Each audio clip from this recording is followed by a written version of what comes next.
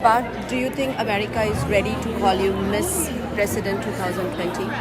Yes, It is. I'm working to earn the trust and the confidence of the American people to be able to serve them as President and Commander-in-Chief.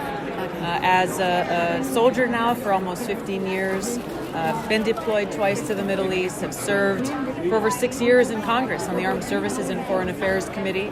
I'm most qualified to serve as Commander-in-Chief, putting the interests of the people and our planet first and ending these wasteful wars, taking the trillions of dollars we're spending on them and taking those dollars to serve the needs, the urgent needs of people like ours here in this community.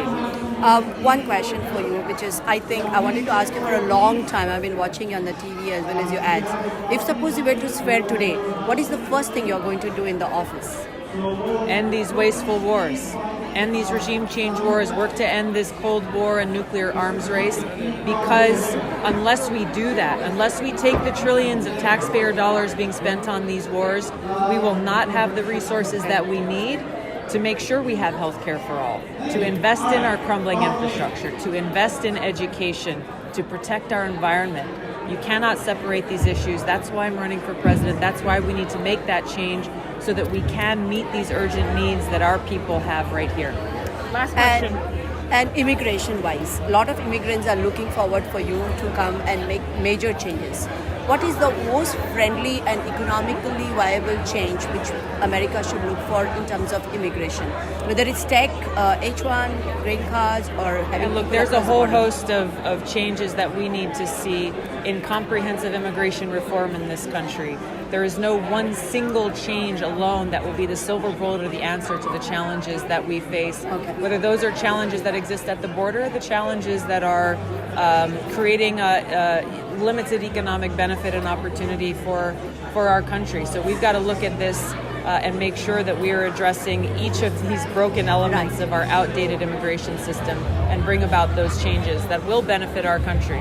Thank you so much. I'm sure all of us here have heard about the recent shootings in Christchurch and the decision that the New Zealand government has implemented. What do you think of their decision to ban semi-automatics, and what is your stance on gun control, and what will you do as president? Thank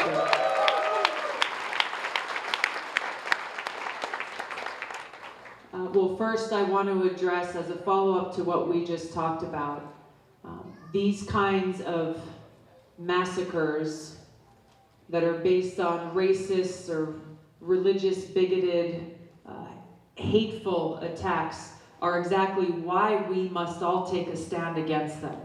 Why we must recognize that an attack against one of us is an attack against all of us.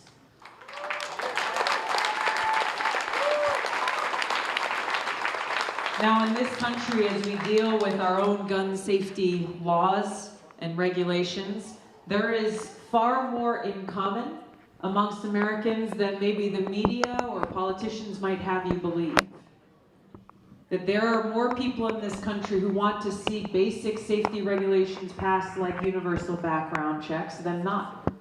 I think the numbers are somewhere near 80% of this country want to see that law passed, or think that it already is law and can't believe that it's not. We passed a universal background check bill in the United States House of Representatives just a few weeks ago. It's now within the hands of the Senate to pass it and send it to the President's desk. But the work that we have to do before us has to do with being able to have conversations with people who come from a different place, who may have a different experience, and who are opposed to making this change. As long as we have one side pitted against the other with no conversation in between, then we will continue to see the kind of gridlock that stops us from making sensible gun safety laws and regulations enacted. My record on these laws is clear and long-standing in Congress, and standing for universal background checks, standing for a ban on bump stocks, standing for a ban on military assault weapons in our country, a ban on these high-capacity magazines. We've got to make sure that we come together as a country and not see this as a Democrat or Republican issue, or one that requires us to attack one against the other. This is an issue of safety. Yes, we are upholding our Second Amendment rights, but we're also doing so in a way that makes sure that our country is safe, that our kids are safe, and that we pass these sensible laws to make that happen.